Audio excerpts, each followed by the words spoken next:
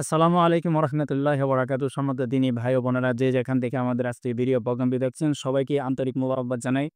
সম্মানিত দর্শক, আমরা আজকে গুরুত্বপূর্ণ একটা বিষয় নিয়ে আলোচনা করব। আমাদের সাথে রয়েছে আমাদের শ্রদ্ধেয় হযরতুল আল্লাহ মুফতি সোহাইব আহমদ সাহেব। আমি ওনার কাছে জানতে চাইবো যে যেহেতু আমাদের সামনে শীতের মৌসুম চলতেছে, তো এক্ষেত্রে আমাদের সালাত আদায় করতে গেলে বা অন্যান্য যেকোনো ইবাদতে অংশগ্রহণ করতে গেলে অবশ্যই আমাদের পবিত্রতার পূর্ব শর্ত রয়েছে। তো এক্ষেত্রে আমরা অজু বা আমাদের যে পূর্ব যে শর্তগুলা রয়েছে ইবাদতের ক্ষেত্রে, এক্ষেত্রে আমরা কতটুকু সতর্কতা অবলম্বন করব এবং অজু করার ক্ষেত্রে আমরা কি বিষয় খেয়াল রাখবো এই ব্যাপারে আমি হযরতের কাছে জানতে চাই। অবশ্যই হযরত আমাদেরকে এই ব্যাপারে অবগত করবে। আসসালামু আলাইকুম। মাশাআল্লাহ, আলহামদুলিল্লাহ। উনি অত্যন্ত গুরুত্বপূর্ণ একটি প্রশ্ন করেছেন যে, আমাদের এই শীতের মৌসুমে আমাদের অনেক ক্ষেত্রেই অজুর হক আদায় হয় না। এখন আমরা কিভাবে সে অজুটা করতে পারি? আল্লাহ রাসূল সাল্লাল্লাহু আলাইহি ওয়াসাল্লাম সহিহ বুখারী একটি হাদিসে বলেন, "আত-তুহুরু শাতরুল ঈমান", যে পবিত্রতা হচ্ছে ঈমানের অর্ধেক।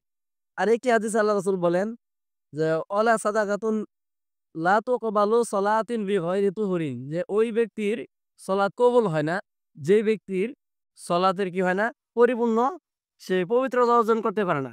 যে ব্যক্তি সলাতে পরিপূর্ণ অর্জন করতে পারে না, সে ব্যক্তির সালাত কি হয় না, গ্রহণযোগ্য হয় না।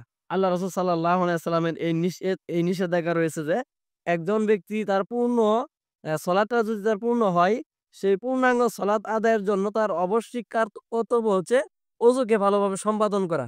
আর এই অজুতে যদি আমাদের গরমিল থাকে, অজু যদি আমরা সহি শুদ্ধভাবে না আদায় করতে পারি, তাহলে দেখা যাচ্ছে যে আমাদের ফরজিয়াত যে সলাত, সে সলাতটাই আদায় হবে না। এজন্য আল্লাহ রাসূল সাল্লাল্লাহু আলাইহি ওয়াসাল্লাম বলেন, ওই ব্যক্তি সবচাইতে ওয়াহেন নামক দুদক ওই ব্যক্তির জন্য আছে, যে ব্যক্তি সলাতের ভিতরে এমন কোন অঙ্গ রইল, সে অঙ্গের ভিতরে পানি পৌঁছাইল না। তার শরীরের যে অঙ্গগুলা ধৌত করা আবশ্যিক, সেই অঙ্গ যদি সে ধৌত করতে না পারে, কোন এক জায়গায় যদি শুকনা থেকে যায়, তাহলে ওই অংশটুকু জাহান্নামে যাবে।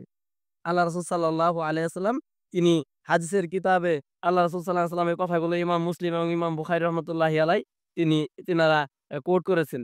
এতটুকুই বিষয় যে সালাত যদি আপনি পরিপূর্ণ করতে চান, তাহলে আপনাকে অবশ্যই ওযুর ব্যাপারে গুরুত্ব দিতে হবে। আল্লাহ রাসূল বলেন, যে ব্যক্তি আহসানু উদুয়া, সুন্দরভাবে ওযু করলো এবং সালাতটাকে খুশুখুশুর সাথে পড়লো, তাহলে তার পূর্বের সমস্ত গুনাহ খাতা আল্লাহ তাআলা মাফ করে দিবে। শর্ত কি? তার ওযু থাকতে হবে পরিপূর্ণ এবং তার নামাজের ভিতরে খুশু-খুজু থাকতে হবে। এখন আমাদের দেশে যে নামাজ, আল্লাহ রাসূল সাল্লাল্লাহু আলাইহি ওয়াসাল্লাম বলেন, এই সমস্ত নামাজীদের কাছে আল্লাহ তাআলা সওয়াব কি করে? ছু মেরে নিয়ে যা। শয়তান কি করে? ছু মেরে নিয়ে যায়। কোন নামাজটা ছু মেরে নিয়ে যায়? যেই নামাজের ভিতরে খুশু-খুজু থাকে না। আল্লাহ তাআলা বলেন, "কদ আফলাহাল মুমিনুন ওয়াল্লাযিনা হুম ফি সলাতিহিম খাশিউন", সফল হয়েছে সেই মুমিন, যেই মুমিন নামাজের ভিতরে কি থাকে? তার বিনয় এবং খুশু-খুজু স্থির থাকে। আল্লাহ রাসূলকে প্রশ্ন করা হয়েছে, ইয়া রাসূলুল্লাহ আইয়ু সলাতি আফদাল, কোন নামাজটা উত্তম? আল্লাহ রাসূল সাল্লাল্লাহু আলাইহি ওয়াসাল্লাম বলেন, তুনুল কুনুতি, যে নামাজটা বিনয়ের সাথে পড়া হয়, যে নামাজটা দীর্ঘ কিয়ামে পড়া হয়, যে নামাজটা খুশু-খুজুর সাথে পড়া হয়, সেই নামাজটাই হচ্ছে যে আফদালুস সালাত, সর্বোত্তম নামাজ। আল্লাহ তাআলা আমাদের প্রত্যেককে সুন্দরভাবে এই শীতের মৌসুমে আমাদেরকে অবহেলা না করে শরীয়তকে ভালোভাবে প্রাধান্য দিতে হবে এবং সুন্দরভাবে আমাদের সলাতকে সম্পাদন করার জন্য আমরা সুন্দরভাবে অজু করতে হবে এবং খুশু-খুজুর সাথে, বিনয়ের সাথে সলাতকে সম্পাদন করতে হবে। এক্ষেত্রে আমাদের এই শীত, ঠান্ডা, গরম এগুলো দ্বারা কি হবে না, এগুলো দ্বারা ভয় করা যাবে না। প্রতিবন্ধকতা হিসেবে এগুলা আসবে না।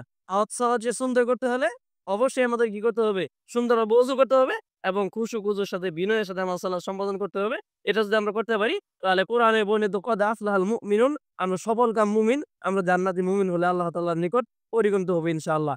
সম্মানিত দর্শক, আপনারা অবশ্যই বুঝতে পেরেছেন আমরা গুরুত্বপূর্ণ যে বিষয়টা বলেছিলাম।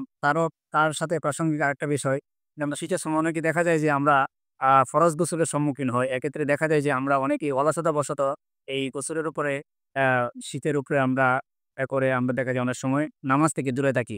তো এক্ষেত্রে আমি হযরতের কাছে প্রশ্ন করব যে যদি এরকম কারো ঘটে যায় রাতের বেলা বা দিনের বেলা যখনই হোক না কেন, এক্ষেত্রে আমরা পবিত্রতা কিভাবে অর্জন করতে পারি? এক্ষেত্রে যে নামাজ, এটা এমন একটি ইবাদত, এটা ছেড়ে দেওয়ার কোনো অপশন শরীয়তে নাই। আল্লাহ রাসূল বলেন, বাইনা রজুল বাইনা রজুলি কুরফিয়াস বাইনা রজুলি শিরকি ওয়াল কুফরি তরকুস সালাহ, যে একজন ব্যক্তি মুমিন এবং কুফরের মধ্যে পার্থক্য হচ্ছে, একজন মুমিন ব্যক্তি এবং কাফের ব্যক্তির মধ্যে পার্থক্য হচ্ছে সালাত থেকে বিরত থাকা, সালাত না পড়া। অর্থাৎ সালাত না পড়াকে আল্লাহ রাসূল সাল্লাল্লাহু আলাইহি ওয়াসাল্লাম কুফর বলেছেন এবং আল্লাহ রাসূল বলেন, সহিহ তারগিব ও তারহিব কিতাবের ভিতরে 575 নম্বর হাদিসে আসছে আল্লাহ রাসূল বলেন, লা সলাতা না লা ইমানা, ওই ব্যক্তির ঈমান নাই, লিমান লা সালাতা লাহু, যে ব্যক্তি সালাত পড়ে না। এখন যদি শীতের রাতে আমাদের কি হয়, আপনি কি যেন একটা অলসতা গোসল ফরজ হয়। গোসল যদি ফরজ হয়ে যায়, আপনি অলসতা করে আপনি কি করবেন না, নামাজকে পরিত্যাগ করবেন না। আপনি জাহান্নামের আগুনকে ভয় করে, আল্লাহ সুবহানাহু ওয়া তাআলার সেই মর্মান্তিক আযাবকে ভয় করে আপনি তৎক্ষণাৎ উঠে যাবেন এবং সুন্দরভাবে শরীয়ত নির্দেশিত পন্থায় আপনি সুন্দরভাবে ওযুকে সম্পাদন করবেন। সর্বপ্রথম আপনি অজুর মতো করে সুন্দর করে কি করবেন? ফরজ নামাজের অজুর মতো করে অজু করবেন। অজু করার পরে সুন্দরভাবে পানি দিবেন। পানি দিয়ে সারা শরীর আপনি মুছে দিবেন। এরপরে কি করবেন? আপনি সুন্দরভাবে সুন্দরভাবে প্রথমে শরীরটাকে কি করবেন? স্থান ধৌত করতে নাপাক স্থান ধৌত করতে হবে। তারপর যেখানে লেগে আছে এরকম ভালোভাবে ধুইতে হবে। নামাজের রোজের মতো। নামাজের অজুর মতো অজু করতে হবে। অজু করার পরে পূর্ণাঙ্গ শরীরকে আপনি সুন্দরভাবে ধৌত করবেন। ধৌত করার পর আপনি কি করবেন? মুয়াজ্জিনের ডাকে সাড়া দিয়ে আপনারা কি করবেন? নামাজকে আপনার সঠিকভাবে আদায় করবেন। বিষয়টা আপনারা বুঝতে পেরেছেন। তো এরকম গুরুত্বপূর্ণ বিষয় নিয়ে আমরা মাঝে, মাঝে আপনাদের সামনে উপস্থিত হব।